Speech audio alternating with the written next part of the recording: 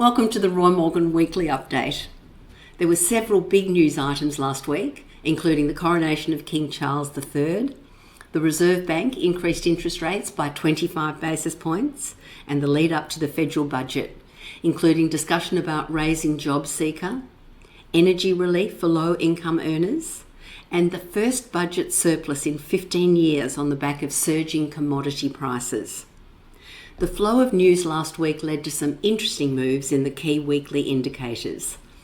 Support for the Albanese government improved last week, up 1% to 54.5% on a two-party preferred basis compared to the coalition on 45.5%. This compares favourably to last year's federal election when the ALP secured 52.1% of the vote on a two-party preferred basis. Government confidence also surged, up by 5.5 points to 95. Now that's still not quite up to the neutral level of 100, but an increase of 5.5 points is not insubstantial.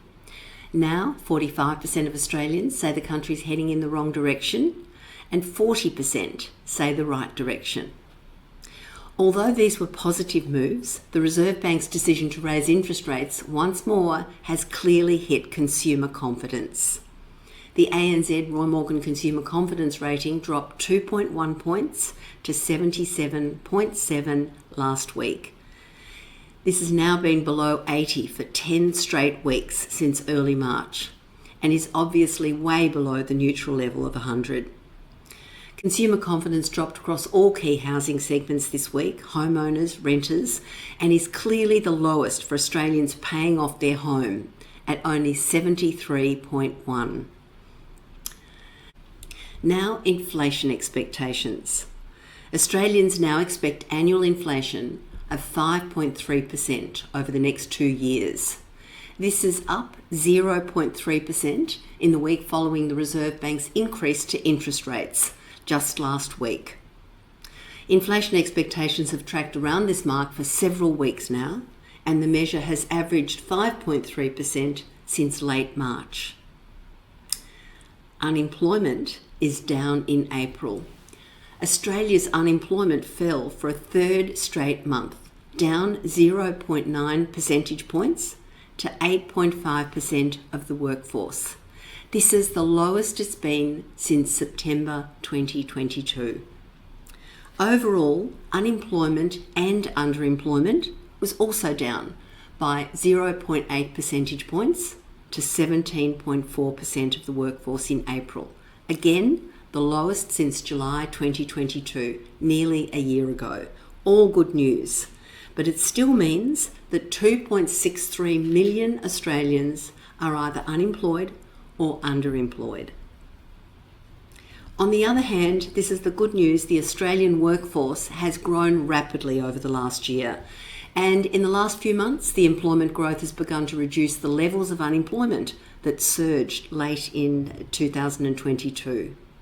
Compared to a year ago, the workforce, made up of employed people and those people looking for work, unemployed people, the workforce has increased by over 530,000 since April 2022, just a year ago.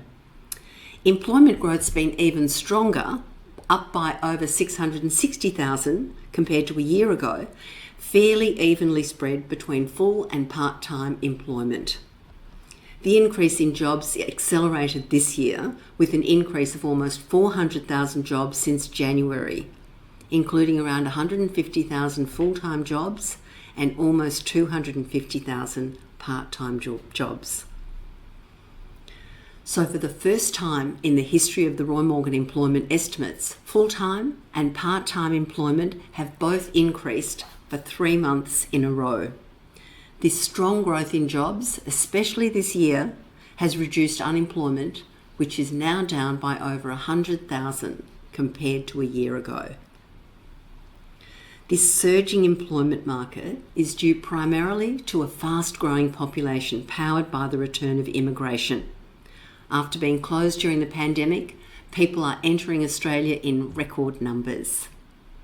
Looking forward though, the challenges of high inflation, rising interest rates are a new factor for businesses and consumers to deal with during 2023. And tonight's federal budget will attempt to deal with these challenges without making them worse. Now we look at business. And Roy Morgan, as many of you know, interviews around 1,500 businesses each month and asks them how their business is going and how they expect it to be going in the future. And the results for April show Roy Morgan business confidence down 3.4 points to 90.2, matching the low of November 2022 last year. The drop in business confidence came before last week's interest rate increase. Just over a third of businesses expect that their business will be better off financially this time next year, 38.7%. This is the lowest figure for this indicator for 4 years, since April 2019. And only 37.4% of businesses expect good times for the Australian economy over the next year. So business confidence is not really in a good position. Treasurer Jim Chalmers sure does have a big job to do tonight to turn around the low confidence of the business sector. That said, some sectors are more confident than others. For example, education and training is on 128.7, and accommodation and food services 119.1. These two industries have been consistently confident over the last year and have been among the leading beneficiaries of the end of COVID-19 restrictions and the opening up of the economy over this period. In contrast, industries with low business confidence are led by electricity, gas and water on only 67.8, as Australia's energy sector continues to face many challenges. Just in the last week, it was announced that the much-discussed Snowy hydropower project will not be ready before December 2029, over 6 years from now. When the project was announced in 2017 by former Prime Minister Malcolm Turnbull, it was due to start operation in 2021, already 2 years ago. And that's a wrap for this week. Subscribe free to our Roy Morgan YouTube channel for all the latest political, economic and market research data and insights. Thanks for listening today. Take care. See you next Tuesday.